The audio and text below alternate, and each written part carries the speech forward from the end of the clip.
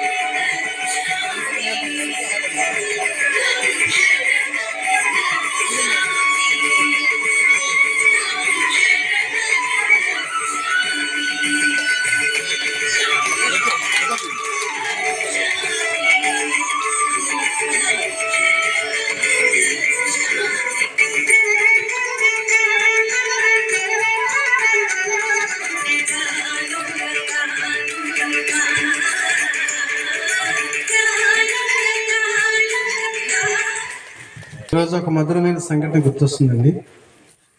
2018 సంవత్సరం పత్రిజీ జన్మదిన వేడుకలు గుంటూరులో అంగరంగ వైభవంగా నిర్వహించుకున్న సందర్భంగా ఆ రోజు నా చేత 2వ బుక్ రాయించి ఆ బుక్ని ఆయన చేతిలో పెట్టి దాని ప్రూఫ్ రీడింగ్ చదివిన తర్వాత ఆయన ఎంతో ఒక ప్రమాణ స్థితిలో నన్ను వేదిక మీదకి పిలిచి మాట్లాడమంటే ఆ మధురమైన క్షణాల్లో మాటలు రాని స్థితిలో నేను మాట్లాడలేనంటే సరే కాదు మాట్లాడమని చెప్పని ఆయన ఈ గంధం